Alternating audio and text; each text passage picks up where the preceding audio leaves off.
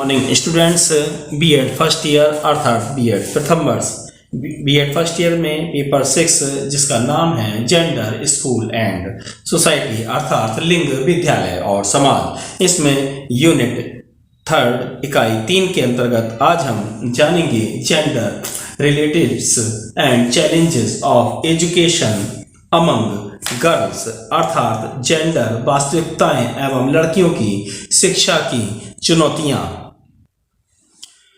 Gender असमानता को बढ़ावा देने का सबसे व्यापक रूप है, क्योंकि यह सभी वर्गों, क्लासेस, जातियों, कास्ट्स तथा समुदायों में कार्य करता है। 4 दशक से भारतवर्ष की शिक्षा नीति का उद्देश्य जेंडर समानता लाने का रहा है, परंतु फिर भी ये उद्देश्य क्रियान्वित नहीं हो पाने में असफल रहा है। बालिकाओं के ड्रॉप आउट के आंकड़े इस बात की पुष्टि करते हैं कि ये स्थिति ग्रामीण तथा वंचित वर्गों में और भी चिंताजनक स्थिति को मोड़ लेती है।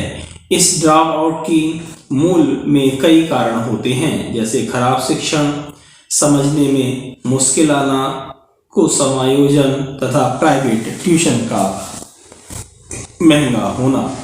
हमारी शैक्षिक व्यवस्था ने लगातार बालिकाओं को शामिल करने की कोशिश की है, परंतु ऐसे कई कारक हैं जो उन्हें बाहर धकेलने यानी कि पुश आउट करते हैं, जो कि इस व्यवस्था में पहले से स्पष्ट है कि पाठ्यक्रम तथा शिक्षण शास्त्र पेडागोगी या पढ़ाने के तरीके को उतना ही ध्यान दिए जाने की आवश्यकता है जितना कि नामांकन की आवश्यकता होती है।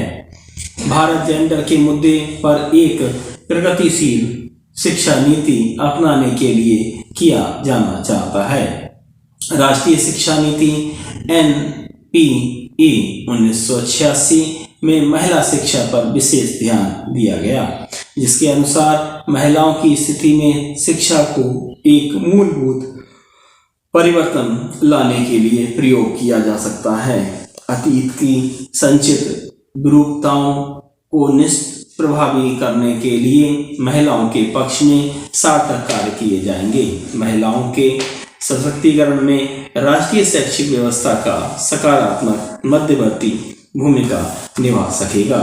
इस मुद्दे पर राष्ट्रीय शिक्षा नीति 1986 के अतिरिक्त भारत कई अंतर्राष्ट्रीय संधियों पर में भी भागीदारी रहा है, जैसे Dakar framework for action 2000, United Nations millennium development goals 2000, programme of action POA 1992 और बीजिंग डिक्लेरेशन 1995 तथा world conference on education for all.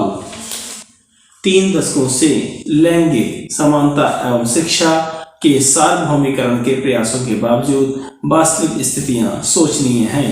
शिक्षा का ग्रामीण एवं उपेक्षित वर्ग की लड़कियों की स्थिति जहां की तहां बनी हुई है। लड़कियों का नामांकन तथा अवधारणा क्षमता के मुद्दे। हालांकि लड़कियों की संपूर्ण नामांकन दर में वृद्धि हुई है, परंतु ग्रामीण एवं उपेक्षित समूह की लड़कियों में विशेषकर उच्च प्राथमिक एवं ऊपर की कक्षाओं में ड्रॉप आउट दर में बढ़ोतरी देखने को मिलती है, जिसको हम क्रम तरीके से समझ सकते हैं। ड्रॉप आउट बच्चों में मुख्य रूप से विस्थापित गरीब तथा कामकाजी बच्चे होते हैं, जिनमें से मुख्यतः लड़कियां होती हैं। साथ ही लड़कों की तुलना में ग्रामीण लड़कियों की स्कूली शिक्षा अधूरी छोड़ने पर भी दोगुनी पाई जाती हैं। राष्ट्रीय स्तर के सर्वे के आंकड़ों के अनुसार हर 10 साल में से 9 लड़कियां जो कि स्कूल से नामांकित हैं अपनी विद्यालय शिक्षा पूरी नहीं कर पाती हैं। अगला पॉइंट आता है 100 लड़कियों में से केवल 1 लड़की ही ग्रामीण क्षेत्र में पहली कक्षा से 12वीं तक पहुंचती है तथा शहरी क्षेत्र में 100 में से केवल 14 लड़कियां ही 12वीं कक्षा तक पास कर पाती हैं। और अगला पॉइंट आता है, इस प्रकार शहरी लड़कियों की शिक्षा जारी रखने के आंकड़े न्यून है, वहीं ग्रामीण छात्राओं का 12वीं तक पढ़ाई जारी रखना काफ़ी असंभव प्रतीत होता है।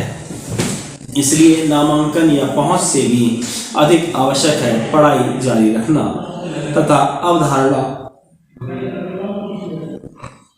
क्षमता अध्ययनों के अनुसार जहां एक और गरीब बच्चों की पढ़ाई का खर्चा उनके कम नामांकन तथा ड्रॉप आउट के लिए महत्वपूर्ण कारक है, वहीं दूसरी ओर विद्यालय के कुछ अन्य कारक भी इसमें भूमिका अदा करते हैं। इसमें मुख्य रूप से शहरी और ग्रामीण बच्चों के स्कूल छोड़ने का कारण उनकी अध्ययन में अरुचि होना बताया जाता है। पाठ्यक्रम तथा तरीकों यानी कि पेडागोगी का अरुचिकर होना, खराब अध्ययन होना, सामंजस्य में मुश्किल होना तथा समझने की में कठिनाई इत्यादि आदि मुख्य कारण हो सकते हैं।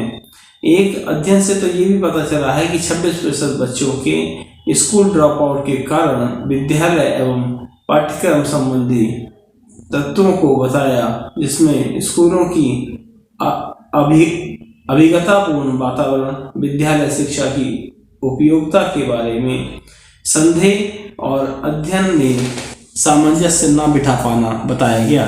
ग्रामीण क्षेत्र की लड़कियों में 75% ड्रॉप आउट का यही कारण है। अगला पॉइंट आता है, PROVE ने अपने अध्ययन में पाया कि कुल ड्रॉप आउट में से 47% लड़के एवं 60% लड़कियों को उनके अभिभावकों द्वारा इसलिए निकाल दिया गया क्योंकि विद्यालय शिक्षा अत्यधिक महंगी है और महंगी होने के कारण शिक्षा का स्तर घटिया था तथा बच्चों की अन्य कार्यों को करने की अधिक आवश्यकता थी। अन्य कार्य जैसे घर या अतिरिक्त आय में हाथ बटाना। उपरोक्त आंकड़ों से ये स्पष्ट हो जाता है कि गरीबों के लिए विद्यालयी व्यवस्था एक छलावा ही सिद्ध हुई है। ग्रामीण एवं गरीब क्षेत्रों के स्कूलों बच्चों को सिखाने के लिए स्थान नहीं मिल पाए थे। अधिकतर बच्चे 5 वर्ष की शिक्षा के उपरांत भी साधारण पढ़ना लिखना ही नहीं सीख पाते हैं। इसलिए बढ़ती हुई ड्रॉप आउट दर को शिक्षा के क्षेत्र में चिन्हित किया जा रहा है। साथ ही अभिभावक भी ऐसे स्कूलों को चिन्हित कर रहे हैं जहां पढ़ाई नहीं होती है। बढ़ता हुआ पाठ्यक्रम का बोझ भी तनाव बढ़ाता है तथा स्कूलों के बाहर सहायता लेने की आवश्यकता को भी जन्म देता है। इस स्थिति में केवल उत्तीर्ण होने के लिए भी प्राइवेट ट्यूशन अधिक हो जाती है, विशेषकर जो घर में होती है। पढ़ाई करने वाली पहली पीढ़ी हो तो उसे घर में भी कोई सहायता नहीं मिल पाती है। महंगी ट्यूशन से विद्यालय शिक्षा और अधिक महंगी हो जाती है। इसमें भी अधिकतर अभिभावक लड़कों को ही स्कूल भेजना चाहते हैं क्योंकि वे उन्हीं के भविष्य में आय का स्रोत देखते हैं। अधिकतर लड़कियों के लिए कोचिंग क्लास के लिए कोई वित्तीय सहायता नहीं मिलती है। लड़कियों की घरेलू शिक्षा तथा सर्वमान्य छवि उन्हीं सिर्फ भविष्य के होम मेकर की भूमिका में निभाई जाती है। साथ ही उस छवि को होम मेकर की भूमिका में निभाने के साथ ही सीमित रखने की प्रवृत्ति भी इस समस्या को बढ़ाती है। यदि शिक्षा का खर्च बढ़ता है तो उन्हें ही पढ़ाई से हटना पड़ता है, उन्हें स्कूल से निकाल भी दिया जाता है। कोचिंग क्लास इस प्रश्न का कोई उपचार नहीं सिद्ध हो पाते हैं। इस प्रकार से अगर हम देखें तो समाज में लड़कियों को शिक्षा में शामिल करने के सारे प्रयासों के बावजूद भी ऐसा प्रतीत होता है कि व्यवस्था उन्हें बाहर निकालने यानी कि ड्रॉप आउट करने को मजबूर कर देती है तथा ये स्पष्ट भी हो जाता है कि नामांकन के अलावा पाठ्यक्रम और पेडागोगी पर ध्यान देने की ज़्यादा आवश्यकता है, क्योंकि अगर हम इस पर नहीं ध्यान देंगे, क्योंकि ये जो सारणी दी गई हैं, इस सारणी में पहली जो सारणी है उसमें drop out rates in school education अर्थात ऑल कैटेगरीज ऑफ स्टडीज। इसमें क्लास 1 से 5 तक और क्लास 1 से 8 तक और क्लास 1 से 9 तक बॉयज़ गर्ल्स का टोटल है 1 से 5 तक का, और 1 से 8 तक का भी बॉयज़ गर्ल्स का टोटल है, और उसमें परसेंटेज भी दिया गया है आपका, जिसको हम अभी चित्र के द्वारा देखते हैं। और दूसरा जो सारणी आपकी है वो सारणी है आपकी नंबर ऑफ गर्ल्स पर 100 boys enrolled by stage of education. ये 1950-51 से लेकर आपकी 2013-14 तक की सारणी दी गई है। इस सारणी में आपका प्राइमरी यानी कि 1 से लेकर 5 तक का दिया हुआ है, तथा इसके साथ ही अपर प्राइमरी का मतलब आपका उच्च प्राथमिक यानी कि 6 से लेकर 8th तक, और सेकेंडरी में आपका 9th से लेकर 10th तक, और सीनियर सेकेंडरी में आपका 11th से लेकर 12th तक, और हायर एजुकेशन उच्च शिक्षा के बारे में आपका नंबर ऑफ गर्ल्स पर 100 boys enrolled by stage of education के बारे में समझाया गया है। इसमें इन्होंने बताया कि 1950-51 में 39 बच्चे थे प्राइमरी में और 19 बच्चे थे अपर प्राइमरी में, और सेकेंडरी में बिल्कुल नहीं थे, और सीनियर सेकेंडरी 11th-12th में 15 बच्चे थे, और हायर एजुकेशन में 13 बच्चे थे। इसी क्रम में अगर हम देखें तो 2012-13 में आपके 94 बच्चे थे आपके प्राइमरी में, और अपर प्राइमरी में थे आपके 95 बच्चे, और सेकेंडरी में आपके थे 89 बच्चे, और सीनियर सेकेंडरी में थे आपके 87 बच्चे, और हायर एजुकेशन में थे आपके 81।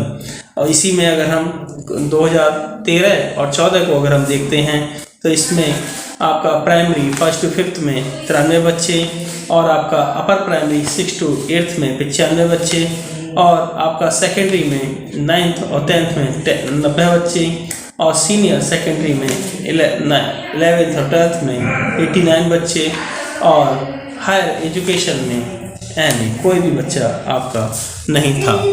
Thanks for watching. धन्यवाद।